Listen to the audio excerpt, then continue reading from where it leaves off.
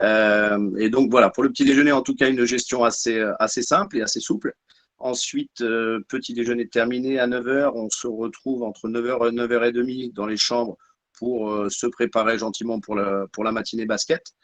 Donc le basket, on se donne rendez-vous ensuite à 9h30 sur l'espace, sur le plateau plein air, donc sur les terrains extérieurs, pour pouvoir faire un éveil sportif de 20 minutes environ, tous ensemble, avec tous les groupes, tout âge confondus, et tous les coachs.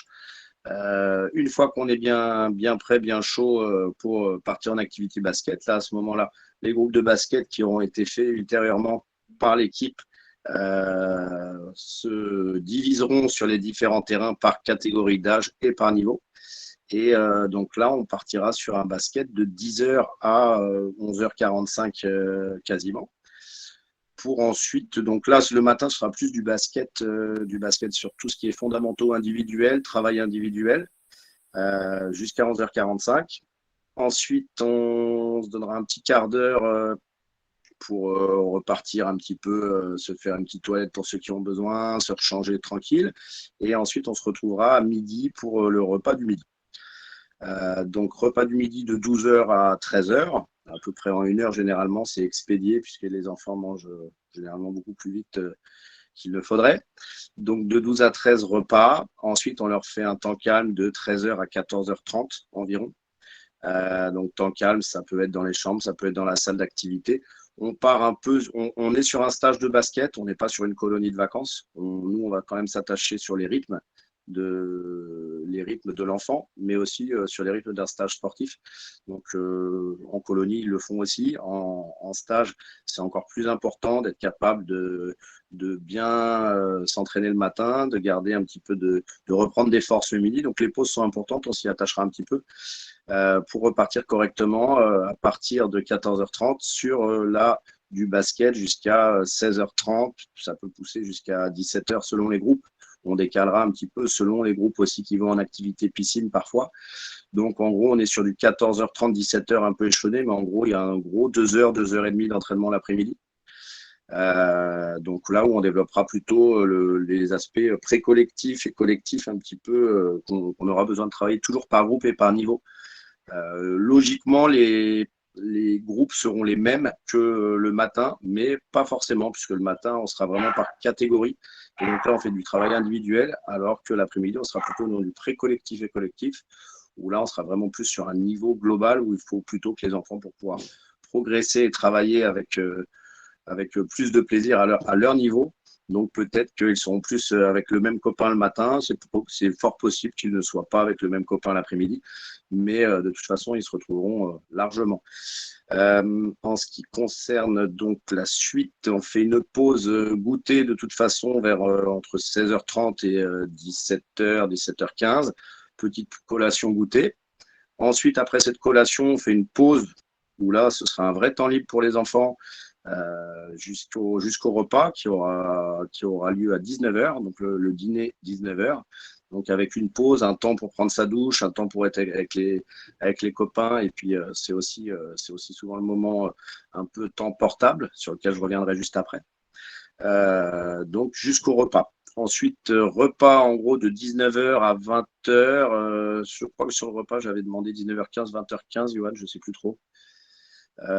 Pour qu'on ait un petit battement sur les douches et qu'on puisse partir aussi assez tôt, puisqu'en fait, après 20h15, après le repas, on se refait un équipement basket, on remet les chaussures et le soir, à partir de 20h30, on repart pour une session match, cette fois par équipe, des équipes qui seront constituées en gros de 2 5 majeurs, un 5 majeur un peu plus âgé, un 5 majeur un peu plus jeune, de façon à faire des équipes qui joueront et se rencontreront tous les soirs. Donc, un match par soir, tous les soirs.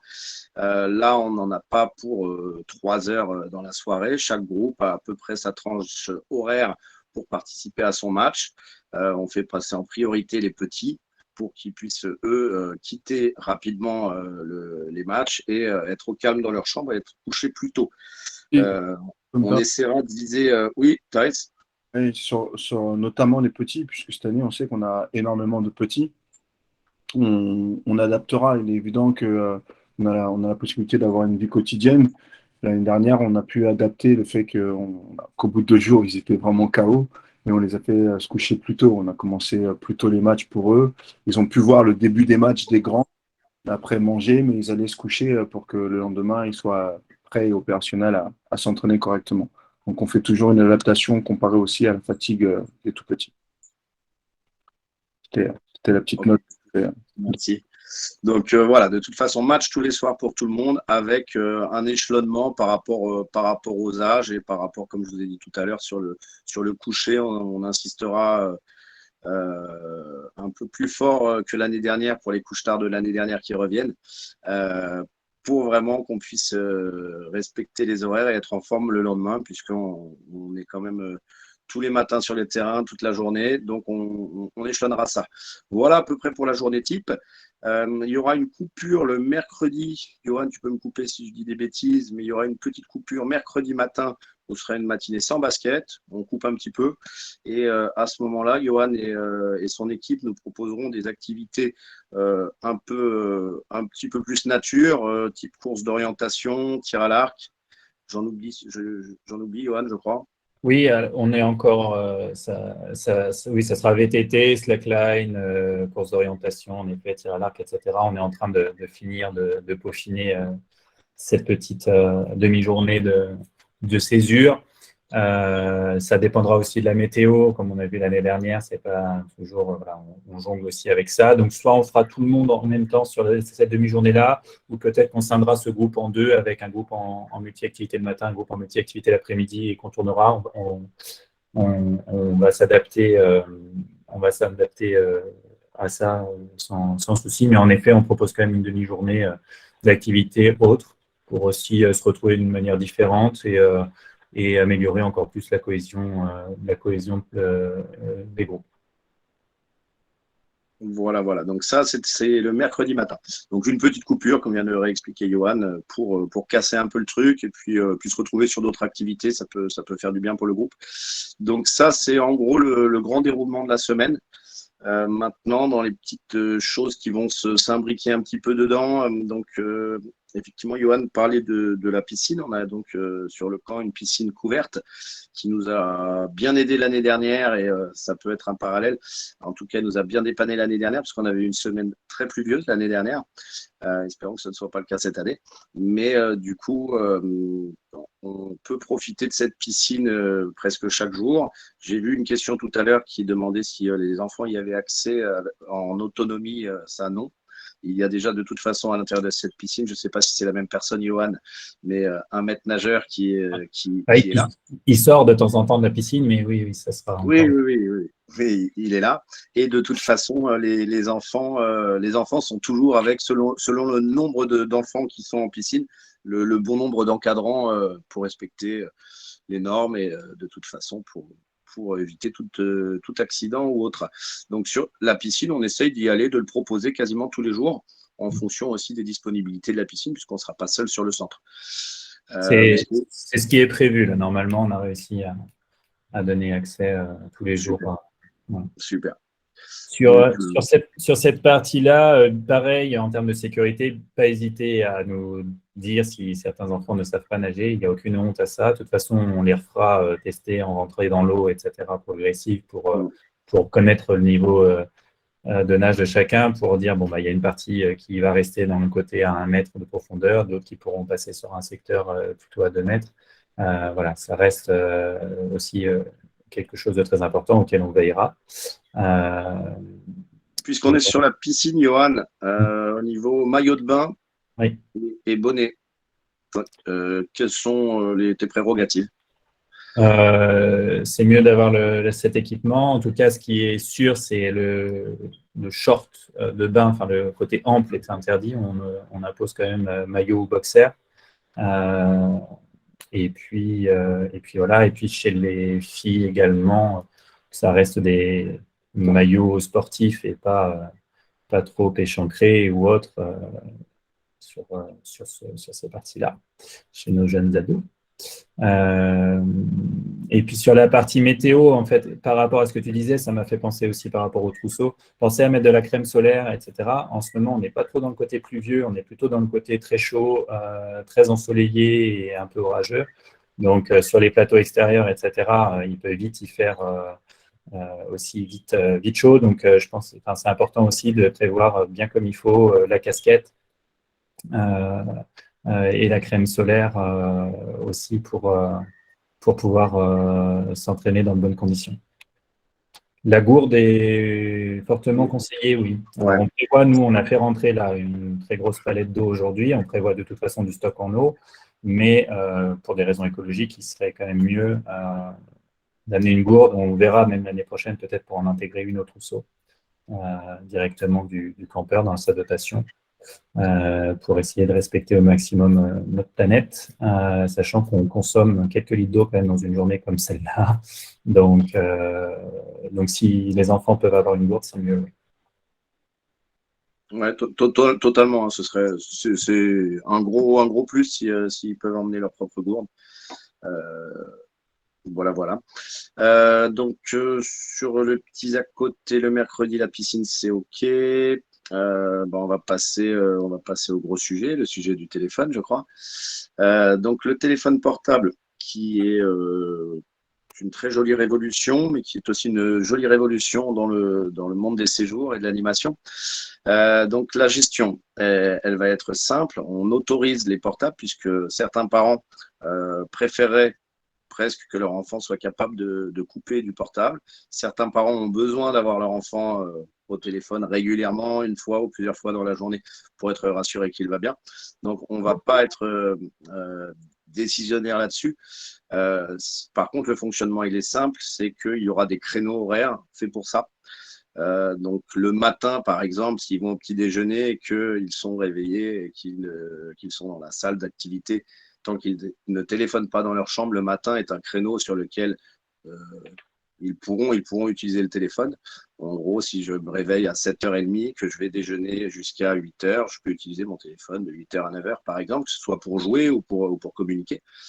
Le créneau d'après-repas, la pause du repas, bien sûr, le temps calme entre 13h et 14h30, peut-être un créneau jeu ou communication. Et ensuite, il y aura encore un créneau, le créneau d'après-goûter entre le moment entre l'arrêt du basket et le goûter et le temps du repas. Ce qui nous laisse en gros le temps du repas jusqu'à 20h30. Il est logique qu'on laisse encore après le basket un petit peu, puisque c'est souvent en fin de journée qu'on a envie de raconter plein de choses, puis il y aura encore les matchs. Donc après le temps du coucher, alors là pas pour les petits, parce que les petits, dès qu'on aura terminé, on les amènera se coucher rapidement, mais pour les plus grands qui ont des portables et qui auront peut-être plus de temps pour regarder les petits ou qui ne seront pas passionnés de regarder les petits, ce serait logique de leur laisser leur téléphone. Donc ça, c'est un petit peu les créneaux horaires qui seront autorisés, sachant que les téléphones ne seront pas du tout autorisés pendant les activités, que ce soit basket, que ce soit piscine, que ce soit le mercredi matin pendant les activités de nature. Les téléphones portables doivent rester dans les chambres. Pareil, les téléphones portables ne seront pas autorisés pendant les repas. Ce ne sont ni des fourchettes ni des couteaux, donc on les laissera dans les chambres. Ensuite, il y a la dernière question un peu de gestion, c'est si on leur laisse dans leur chambre, jusqu'à quelle heure. Donc, par rapport à ça, les téléphones portables peuvent être effectivement un petit peu utilisés le soir, comme je vous disais, après les matchs, pour raconter un petit peu sa journée. On laissera un petit créneau et on essaiera de faire confiance un petit peu aux jeunes. Par chambre, on sait très bien qu'il y a des chambres qui vont respecter, on sait très bien qu'il y a des chambres qui ne vont pas respecter. Donc, comme le principal étant le respect et on est dans de la cohabitation et de la vie en collectivité, donc le plus important, ce sera de faire attention à mon voisin qui, lui, a envie de dormir. Donc, à partir du moment où on a une chambre où il y a des désaccords, la règle sera de s'adapter à celui qui veut dormir le premier. Donc, si c'est respecté et que de toute façon, même si tout le monde veut son portable très tard, ça, ce ne sera pas possible. Donc, on mettra une certaine limite. Nous, le soir, de toute façon, on est une équipe d'entraîneurs, mais on s'occupera aussi de toute la gestion vie quotidienne. On a cette année en plus pris des animateurs BAFA pour nous aider aussi un petit peu dans cette gestion de vie quotidienne, par rapport, je déborde un peu, mais j'y reviendrai plus tard par rapport à ça. Mais donc, du coup, le soir, on est là jusqu'à temps que les chambres soient calmes et on passe un peu dans les chambres, voir si les téléphones sont éteints. Sachant que rapidement, quand on rentre dans une chambre noire et qu'on voit un écran allumé, c'est un petit peu comme la police. Quand il y a un téléphone au volant, en général, ils le voient facilement. Nous, c'est un petit peu pareil. Donc, c'est pas si compliqué que ça à gérer. Mais à partir de là, on essaiera d'établir une relation de confiance avec les enfants. Si on voit que le premier soir, et sûrement le premier soir, il y aura des débordements, éventuellement, on laissera une chance le deuxième soir. Mais si le deuxième soir, c'est pas respecté, on prendra sûrement, et ce sera le cas, pas pour tout le monde, ce sera le cas pour ceux qui ne respectent pas, le choix de prendre les téléphones de telle ou telle chambre pour être sûr que tout le monde dorme et soit en forme le lendemain matin. Ce sera comme ça que ce sera géré. Donc, ne vous étonnez pas si, par exemple, vous aviez prévu à 22h30 ou 23h de communiquer avec votre enfant et que vous n'avez pas pu. C'est parce qu'on aura pensé à son bien et peut-être au bien de ses petits camarades d'à côté. Voilà, voilà. Donc, ça, c'est par rapport au téléphone portable. Si je n'ai pas été assez clair, vous pouvez continuer d'alimenter un petit peu les questions et voir les choses que j'ai pu oublier. Par rapport à ça, je complète juste une petite chose. Si vous n'arrivez pas à joindre votre enfant, ne cherchez pas à le joindre par mon intermédiaire ou celui de mon standard. J'ai beaucoup trop de clients présents sur le site pour pouvoir faire ce genre de choses. Donc, si vous n'arrivez pas à le joindre, c'est tout simplement qu'il est en activité, qu'il est en train de jouer avec ses copains ou autre. Et comme on dit, pas de nouvelles, bonne nouvelle. Donc, si jamais il y avait un souci, vous seriez de toute façon les premiers prévenus. Donc, voilà. Si votre enfant n'est pas en manque réel de ça et qu'il a envie justement qu'il est en activité ou soit en temps libre avec ses copains, gérez votre manque à vous. Et puis après, il y aura des temps, de toute façon, vous pourrez bien sûr contacter, mais c'est souvent aujourd'hui ce qu'on observe. Les plus gros manques ne sont pas forcément chez les enfants, mais plus chez les parents. Donc, si vous n'avez pas de coup de fil de notre part, etc., c'est que tout va bien. Voilà. Ouais, ça, c'est un point assez important que Yoann vient de souligner. Il y a des parents parmi vous qui ont déjà une bonne expérience d'avoir envoyé leurs enfants en séjour et d'avoir géré déjà cette relation un peu téléphone. Il est vrai que les enfants, finalement, sont très rapidement à l'aise avec leurs copains, leurs nouveaux copains. Alors, il y en a toujours un ou deux qui ont un peu plus de mal. Mais finalement, réussir un petit peu à couper le cordon ou un petit peu plus que d'habitude, c'est toujours une expérience à tenter. En tout cas, je vous le recommande pour qu'il profite pleinement de son séjour et qu'il déconnecte un petit peu. Par rapport maintenant un peu à la vie quotidienne, à la gestion de la vie quotidienne et par rapport à l'équipe d'encadrement. Donc, on a une équipe d'encadrement avec en grande majorité des entraîneurs basket qui vont jouer deux casquettes, c'est-à-dire celle d'entraîneur dans un premier temps, mais également beaucoup celle d'animateur, un petit peu comme en colonie de vacances, puisque on demandera à chaque entraîneur de s'occuper d'une chambre précise de façon à responsabiliser les entraîneurs et que les enfants aient un référent parmi les entraîneurs et qu'ils aient un référent sur leur chambrée. Donc, cet entraîneur sera, alors j'ai dit entraîneur, et on aura aussi un ou une animatrice BAFA pour nous aider dans cette mission qui sera un petit peu moins sur le côté basket du coup, mais qui sera là un peu plus pour s'occuper de tout ce qui est rangement des chambres, aide au coucher le soir, s'assurer que les douches soient bien prises, que les toilettes soient bien faites, pour être sûr que tout tourne bien. Donc cette personne ne sera pas seule dans cette mission parce que une cinquantaine et plus d'enfants seuls, c'est pas possible. Donc nous continuerons d'assumer cette fonction-là, mais du coup, ce sera chaque entraîneur responsable de sa chambre, il veillera un petit peu plus. Ça, c'est un point assez important pour cette année. Ce sera pareil sur la gestion des couchers. On sera toujours là, pas très loin. De toute façon, nos chambres sont collées, sont au même endroit. Donc, les enfants sauront où on dort de façon à venir nous voir s'il y avait un problème de santé ou d'autre en pleine nuit. On sera toujours à proximité. On aura également sur le centre chaque semaine un assistant ou une assistante sanitaire qui s'occupera un petit peu de toute la bobologie. par rapport à tout ce qu'il peut y avoir, petit malaise, petite maladie, petite toux, etc., problème à dormir, et également tous les petits bobos qu'on peut se faire en jouant au basket, c'est-à-dire se faire mal à un doigt, se faire une égratignure en jouant dehors. Tout ça, c'est géré par nos assistants sanitaires. Donc, il y en aura un par semaine et qui sera soutenu par d'autres entraîneurs, puisqu'en fait, on valide forcément un assistant sanitaire sur le séjour.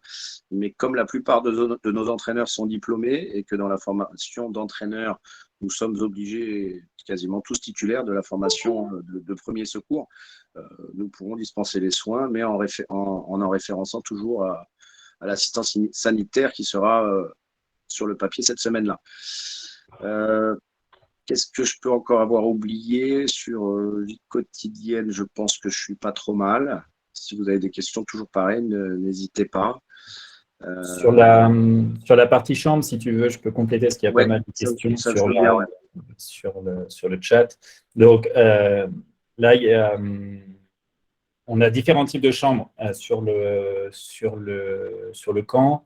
L'année dernière, pour tous ceux qui étaient là, donc on était dans un grand bâtiment avec des chambres de 8 personnes, donc où ils étaient, je pense, entre 6 et 8 par chambre à peu près, en fonction des répartitions garçons-filles, des âges, des fratries, enfin, essayer de tout faire rentrer au mieux tout ça avec les velléités de chacun.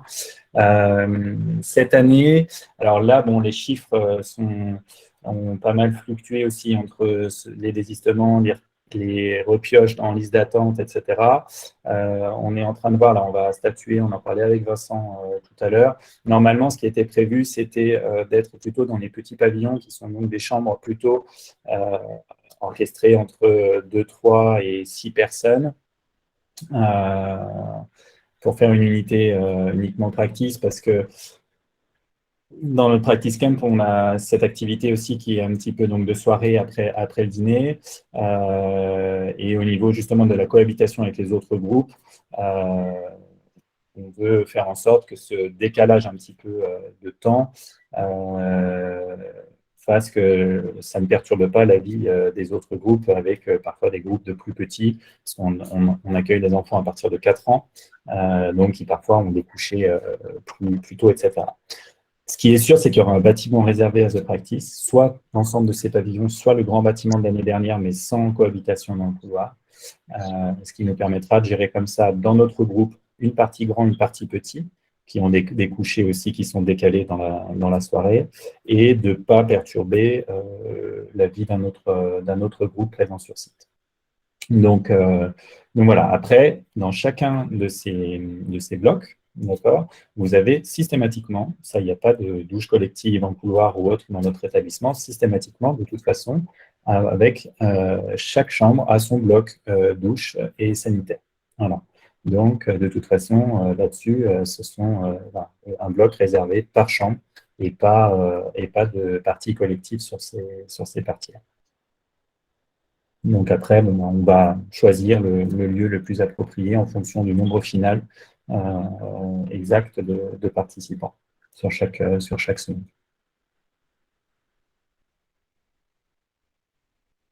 Ok. Donc ça, c'est bon, on est pas mal. Je vais pas parler de la dernière soirée où on organisera une soirée d'ensemble, boom, un peu comme on avait fait l'année dernière. La fameuse soirée de fin de séjour, histoire d'immortaliser un petit peu le séjour. Rien de particulier par rapport à ça. J'étais en train de lire un petit peu quelques questions et je ne sais pas si elle y a été répondue. C'était peut-on avoir une présentation des entraîneurs? Je peux vous en présenter 3-4. En fait, en gros, il y a dans les 3 entraîneurs principaux, donc Thaïs qui est avec nous ce soir, moi-même, Vincent qui est absent ce soir pour problèmes personnels. Nous sommes les 3 créateurs en partenariat avec Johan de ce camp. Donc, en ce qui me concerne, je vais me présenter. Je présenterai Vincent. Thaïs, je te laisserai te présenter. Et donc, en ce qui me concerne, donc, je m'appelle Franck Giroux, je suis entraîneur diplômé brevet d'État, je suis l'entraîneur du club de Boulogne-Billancourt et directeur technique de l'ACBB Boulogne-Billancourt. entraîneur des catégories jeunes depuis plus d'une vingtaine d'années sur un peu toutes les catégories. Là, cette année, j'avais encore des U13, des U15 et l'équipe première de Boulogne-Billancourt. Donc, une expérience un petit peu à tous les niveaux, dans différents clubs. Et là, ça doit faire 16 ans que je suis au club de Boulogne-Billancourt. Donc, ça, c'est pour ma partie. En ce qui concerne Vincent, j'ai été joueur un petit peu aussi, hein, mais ça remonte aussi. En ce qui concerne Vincent, lui, a été un meilleur joueur. Et donc, Vincent Dupont est, lui, entraîneur et directeur technique du club de Meudon. C'est un entraîneur diplômé brevet d'État également, qui a une grande expérience, qui, je crois, raccroche les baskets cette année.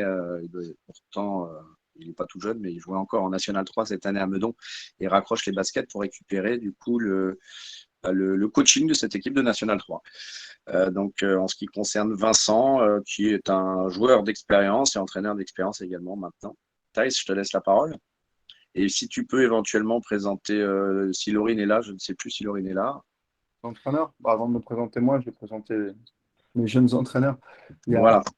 Manel Zegadi qui sera là la première semaine au Surette Basket Club.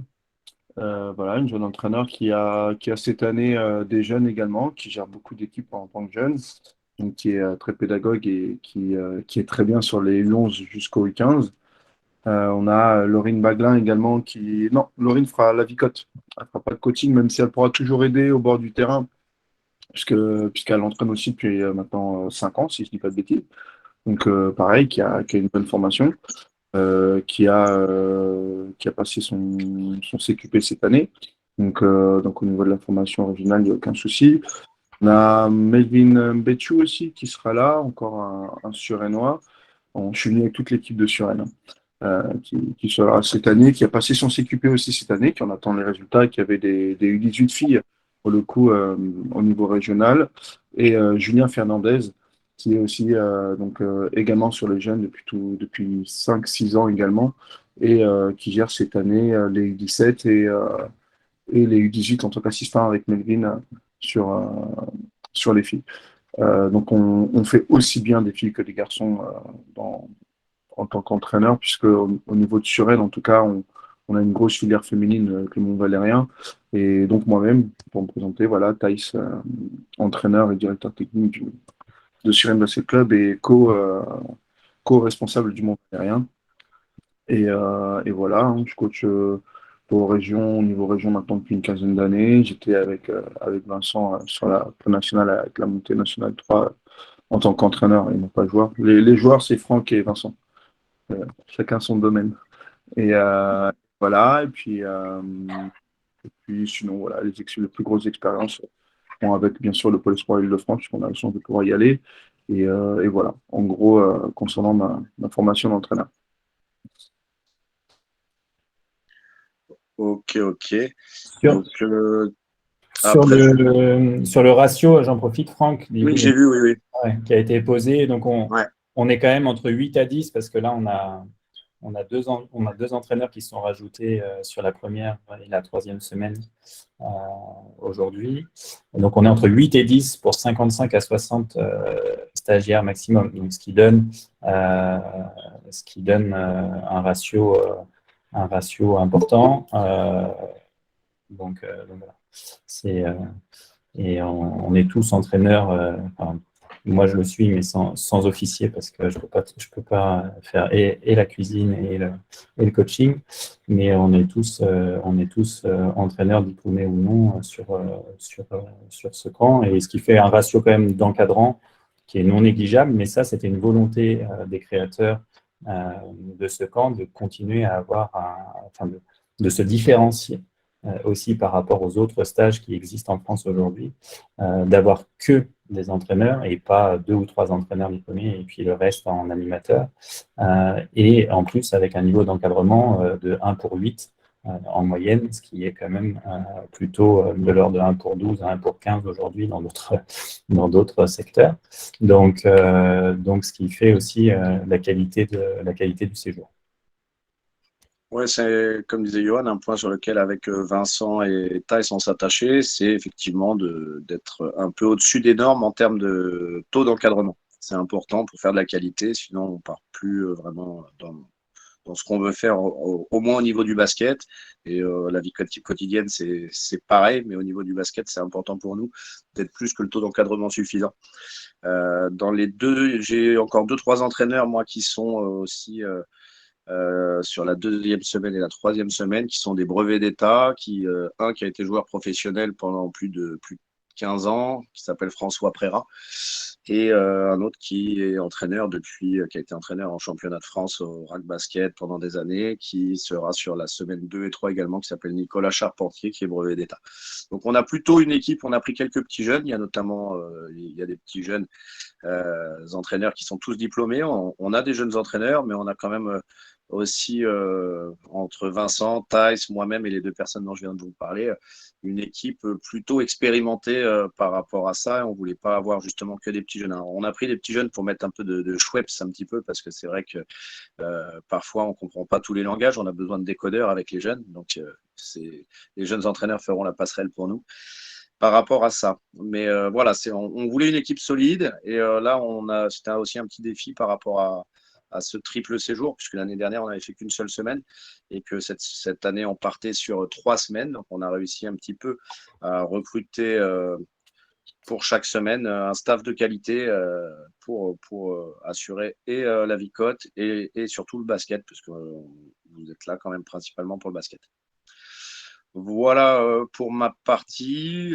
Thaïs, Johan, si vous avez des choses à rajouter, ou s'il y a encore des questions sur lesquelles on n'a pas encore été bien clair. J'ai vu une question, je ne crois pas qu'elle a été répondue par rapport au carnet de santé dans la valise tout à l'heure. Si la fiche sanitaire a été bien remplie, logiquement, on n'a pas besoin du carnet de santé.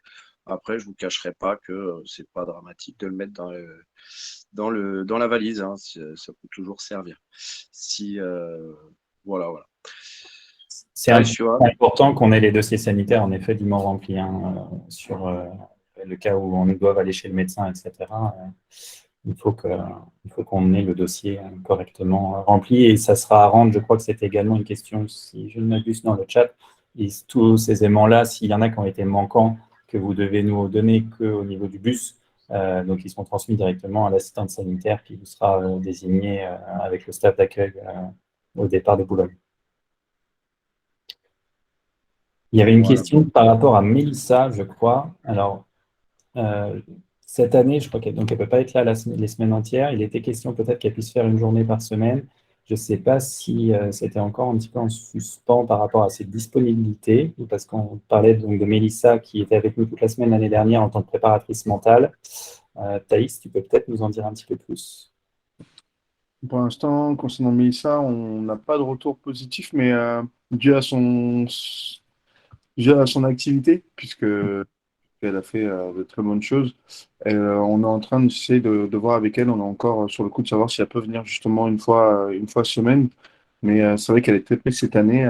Ça a beaucoup marché. Elle aurait aimé pouvoir venir, donc j'espère que ça va être le cas. Sinon, écoutez, cette année, on fera office de préparateur physique, enfin mental, même si c'est vrai que avoir une pro comme elle, c'est toujours bien.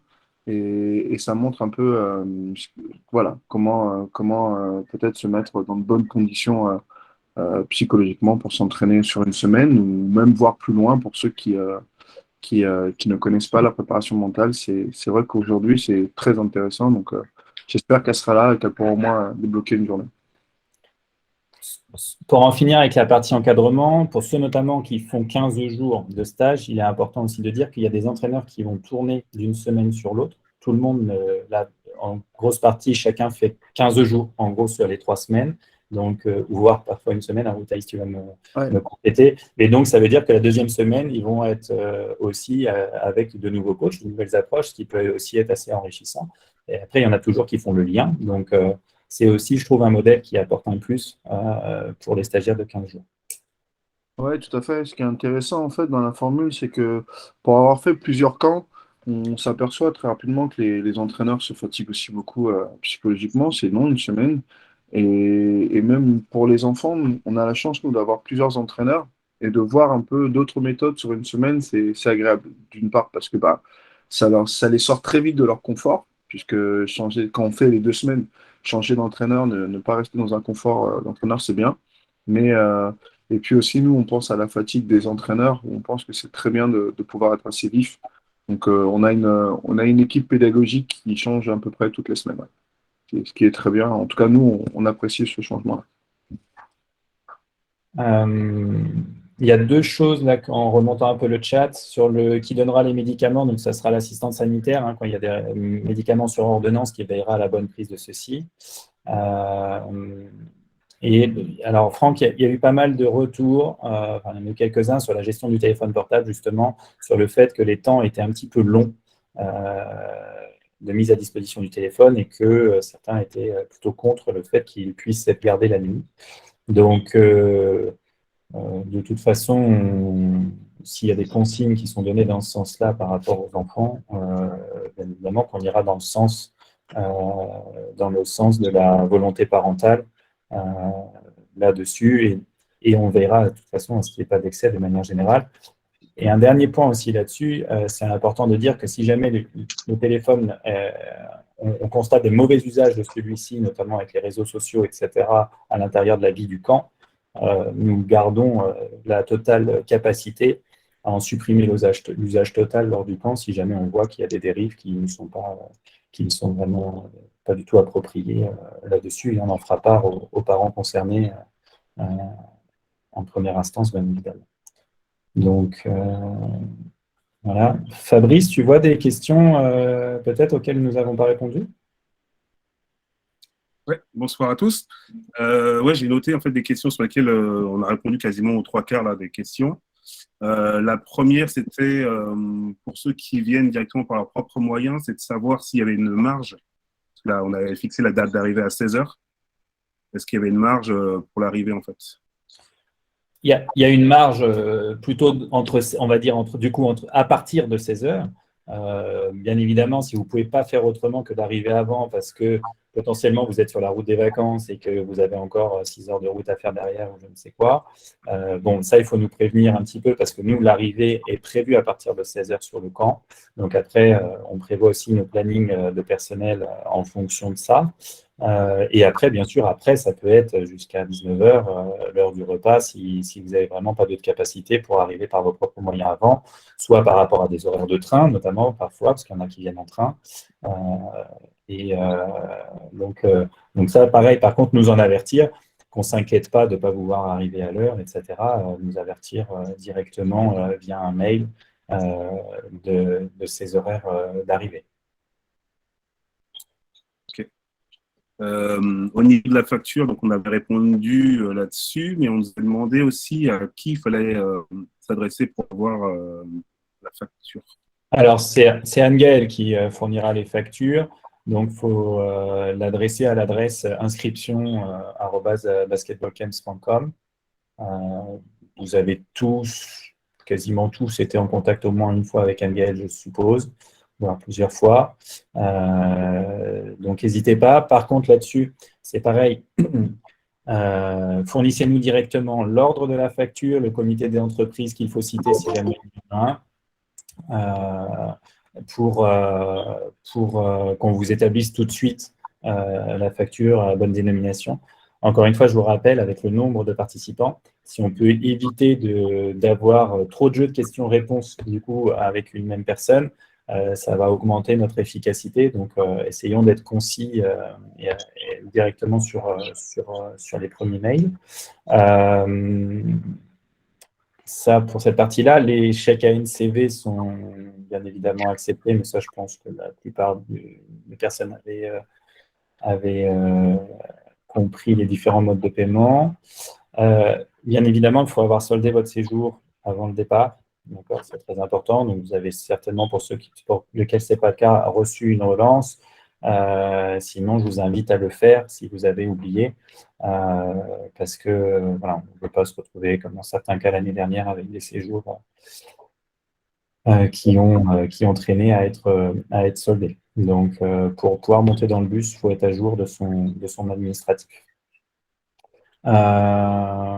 Voilà pour cette partie-là. Pour les lessives, on a répondu aussi. Donc, il y a une lessive à mi-séjour pour les séjours de 15 jours. Donc, prévoyez bien un trousseau d'une semaine.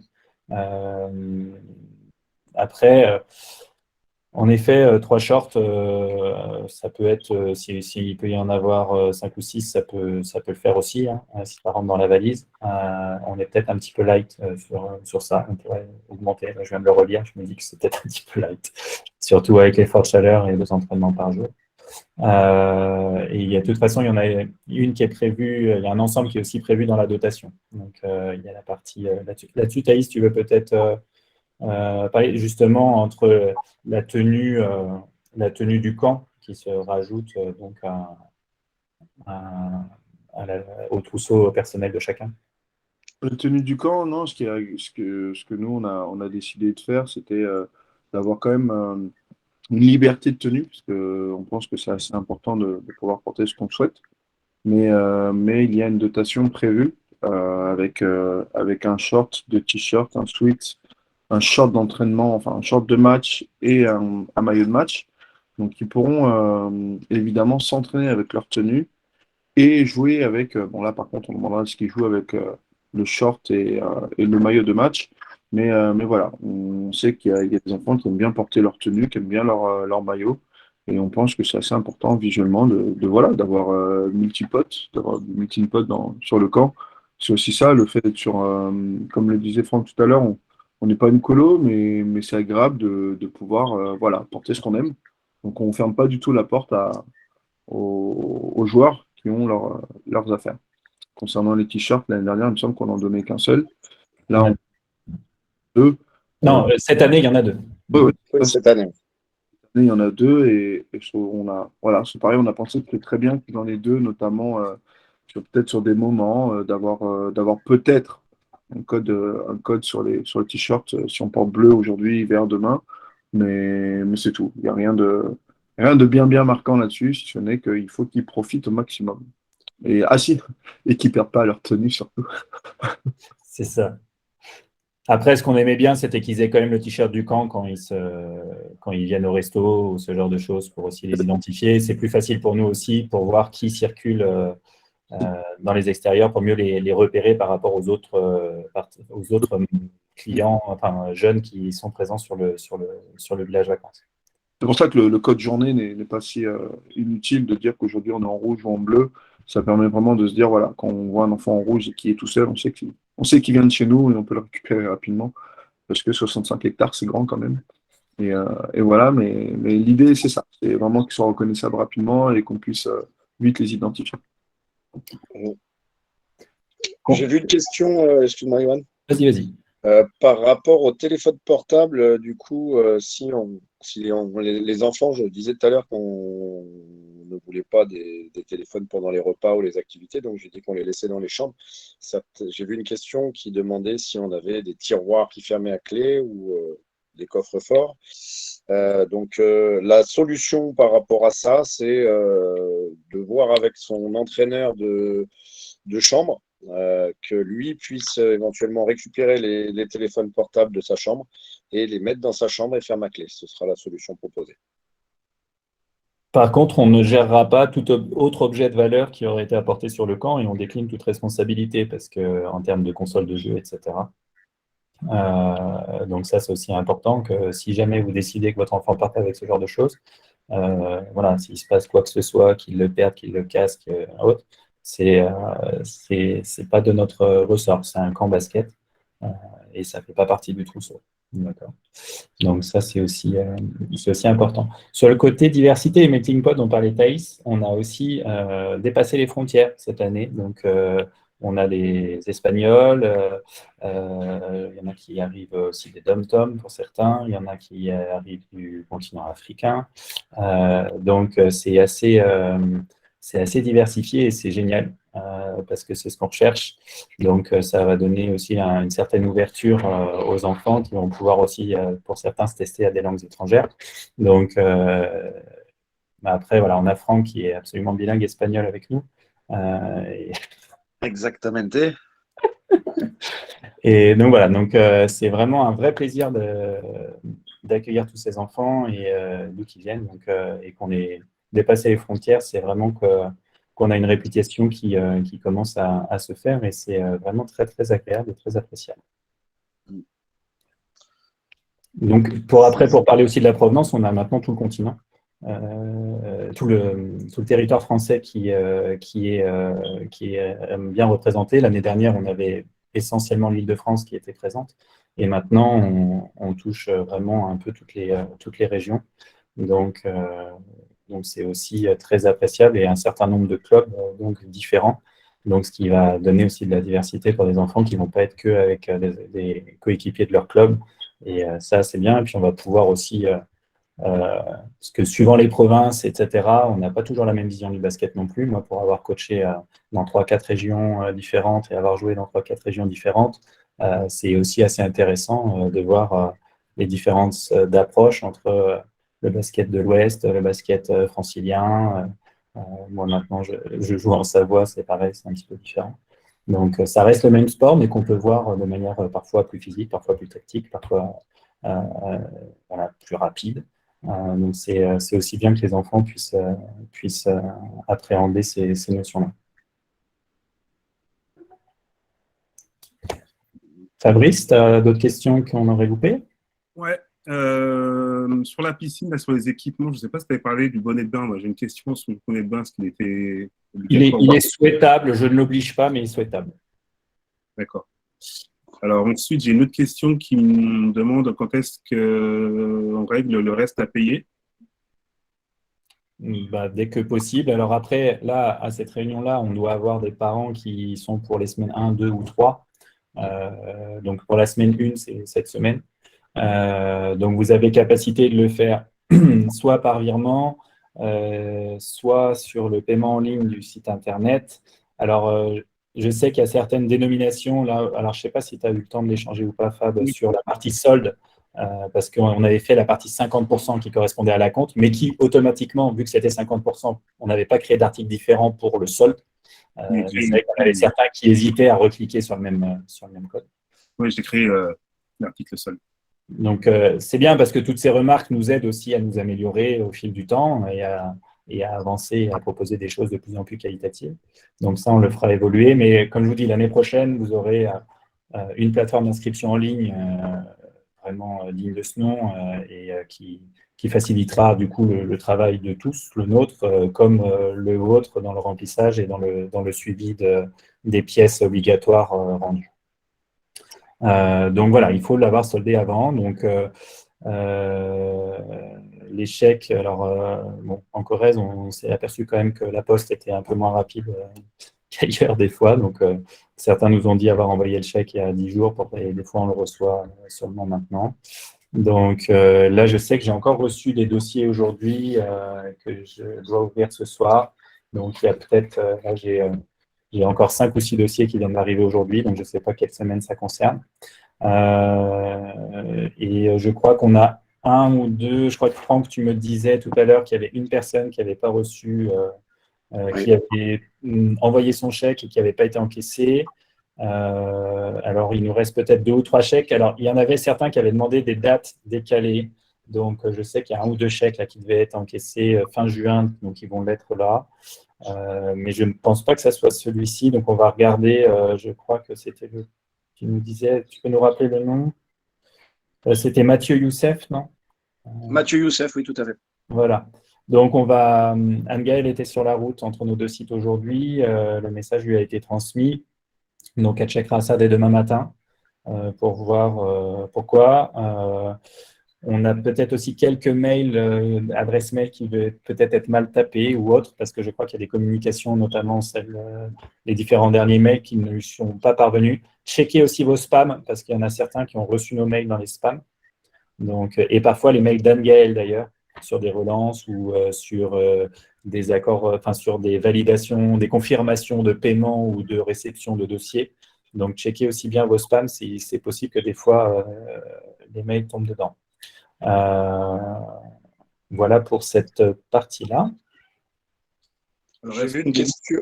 Vas-y. Est-ce qu'on délivre des attestations de présence? Alors, c'est quoi une attestation de présence? C'est par rapport par rapport à un comité d'entreprise, pareil ou... La question parle juste d'attestation de présence. Il faudrait y revenir, monsieur, si vous nous entendez. Est-ce que c'est peut-être une attestation de participation au stage pour C'est montrer à son club? Oui, l'attestation de présence, en fait, ça peut être demandé par les CA, comme quoi l'enfant était bien présent pendant toute la durée du séjour. D'accord, Ok. oui, donc c'est Et bien ce nous, que je on pensais. On pourra vous en délivrer. Fournissez-nous les informations, comme je disais tout à l'heure pour les factures, les informations que vous voulez voir apparaître sur le courrier. Vous nous faites un mail en nous disant voilà, et pour qu'on fasse tout de suite le document en bonne et due forme, et on vous l'enverra sans souci à l'issue du stage.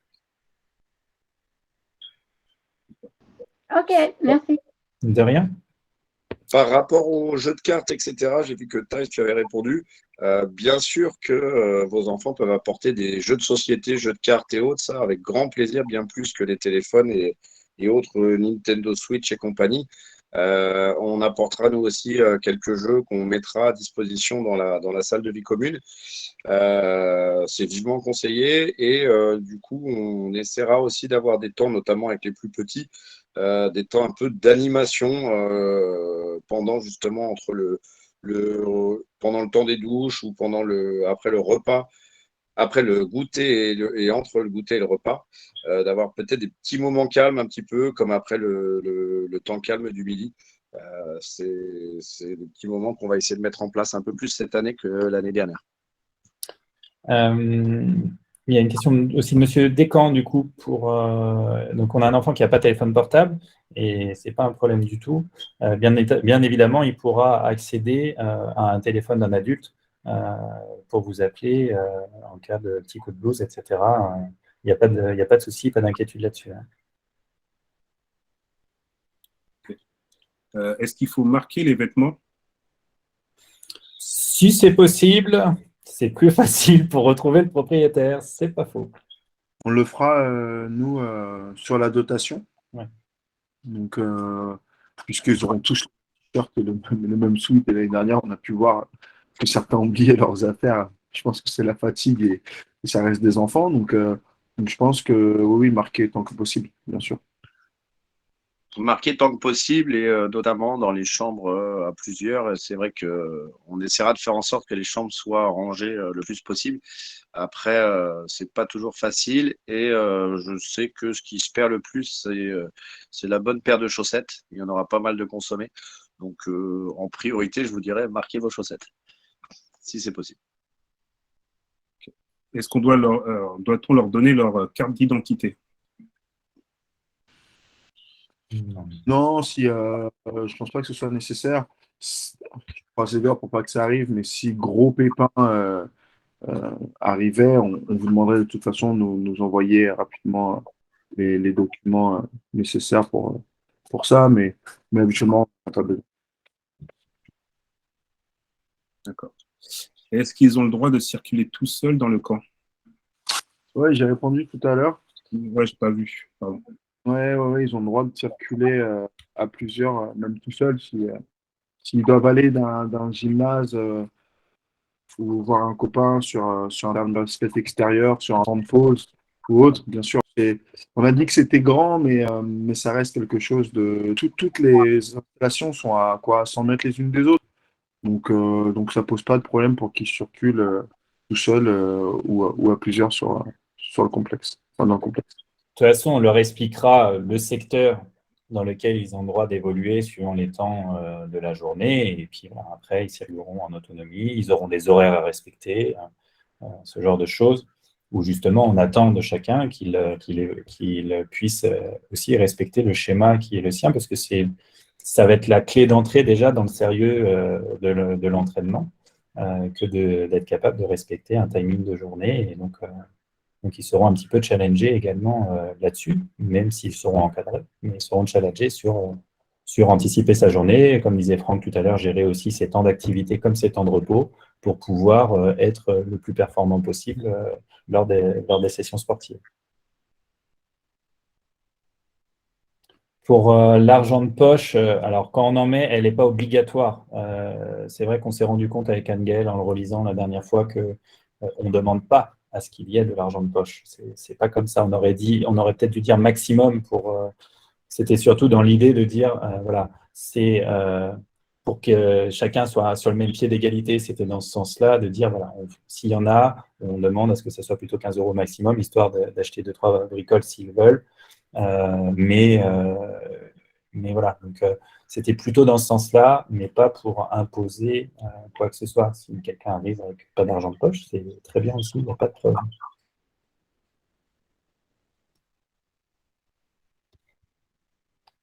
Les dotations, donc on avait dit non, c'est pas exactement les mêmes que l'année dernière, comme ça permet de changer. Ventoline, tu as répondu. Les jeux de société, on a répondu. Fab, tu vois d'autres choses? On est derrière la question de Luce Tulpin. On est d'accord, pas de test Covid avant de monter dans le bus. On se doutait que la question risquait d'être posée avec Franck. Alors,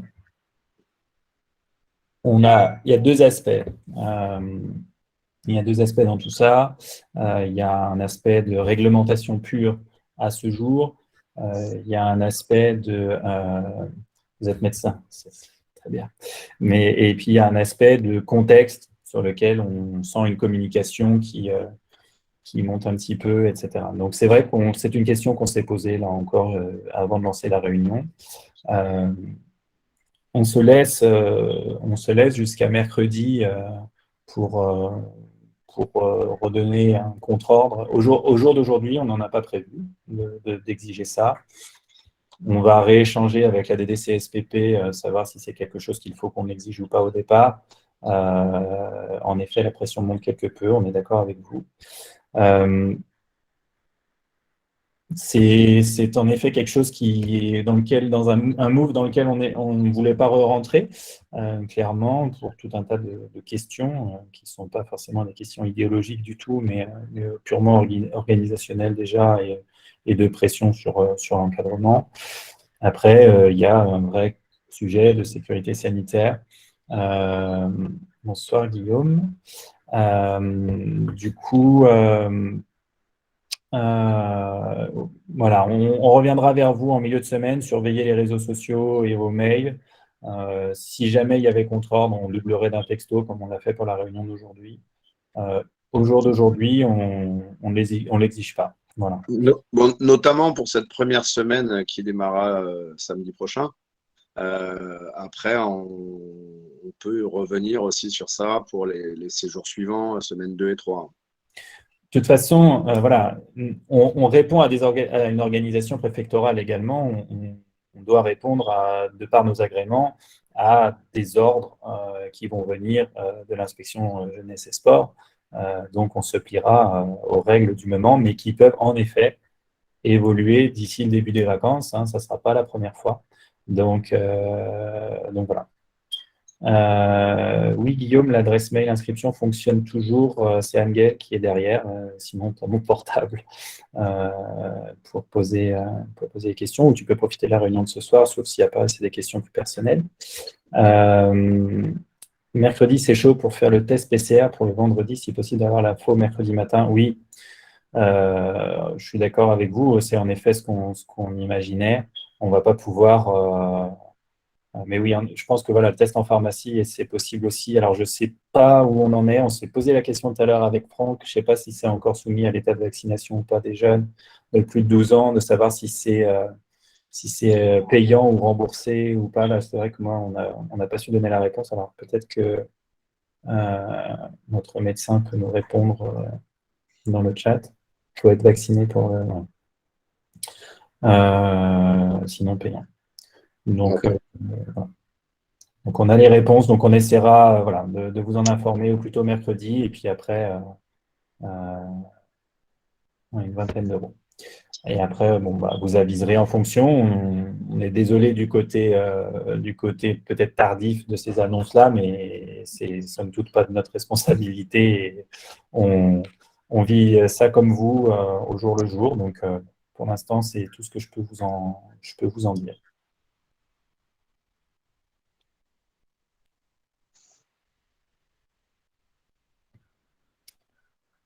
Est-ce que vous pensez qu'on a fait le tour? En tout cas, nous sommes, je pense, aussi pressés que vos enfants de lancer ce camp. après tout ce travail de préparation. On a hâte de voir tout le monde sur les terrains.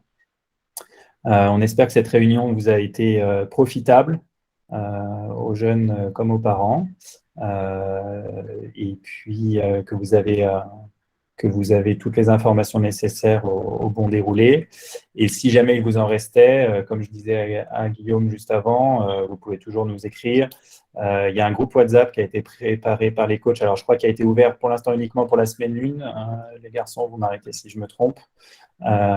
Et qui va être ouvert pour semaine 2, semaine 3 dans la foulée. Donc, après, ça pourra également être... donc, pour les réseaux de communication, il y a donc groupe WhatsApp. Après, s'il y en a qui ne souhaitent pas installer WhatsApp, ce ne sera pas le seul canal. Vous retrouverez également les réseaux sociaux.